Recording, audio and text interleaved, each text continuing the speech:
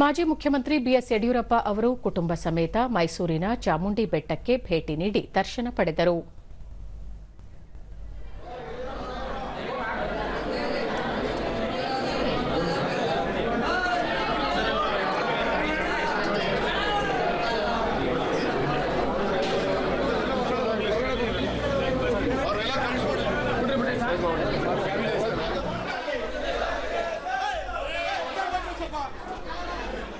ಬಳಿಕ ಅವರು ಮೈಸೂರು ಮಹಾನಗರ ಪಾಲಿಕೆ ಆವರಣದಲ್ಲಿ ಮುಷ್ಕರದಲ್ಲಿ ಪಾಲ್ಗೊಂಡಿರುವ ನೌಕರರನ್ನು ಭೇಟಿ ಮಾಡಿ ಮನವಿ ಸ್ವೀಕರಿಸಿದರು. ಈ ವೇಳೆ ಸಂಸದ ಬಿವೈ ರಾಘವೇಂದ್ರ, ಶಾಸಕ ಟಿಎಸ್ ಶ್ರೀವತ್ಸ, ಮಾಜಿ ಶಾಸಕ ಎಲ್ ನಾಗೇಂದ್ರ, ಬಿಜೆಪಿ ಗ್ರಾಮಾಂತರ ಅಧ್ಯಕ್ಷ ಸುಬ್ಬಣ್ಣ ಮತ್ತಿತರರು ಉಪಸ್ಥಿತರಿದ್ದರು.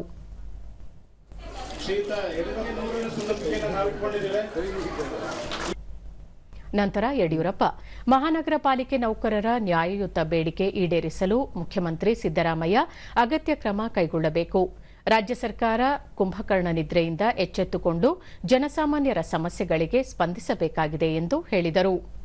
ರಾಜ್ಯದಲ್ಲಿ ಅಭಿವೃದ್ಧಿ ಕೆಲಸ ಕಾರ್ಯಗಳು ಸಂಪೂರ್ಣವಾಗಿ ಕುಸಿದಿವೆ. ಪಾಲಿಕೆ ನೌಕರರ ಬೇಡಿಕೆಗಳನ್ನು ಇದುವರೆಗೂ ಈಡೇರಿಸದೇ ಇರುವುದು ಅತ್ಯಂತ ಖಂಡನಾರ್ಹ ಎಂದರು.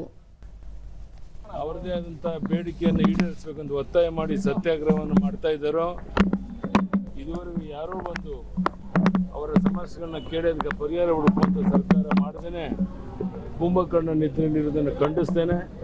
ತಕ್ಷಣ ಮುಖ್ಯಮಂತ್ರಿಗಳು ಇಲ್ಲಿಗೆ ಬಂದು ಅವರ ನ್ಯಾಯಯುತ ಬೇಡಿಕೆಗಳನ್ನು ಈಡೇರಿಸಕ್ಕೆ ಕ್ರಮ ತಗೊಳ್ಬೇಕು ಅಂತ ಒತ್ತಾಯ ಮಾಡ್ತಾ ಇದ್ದೇನೆ.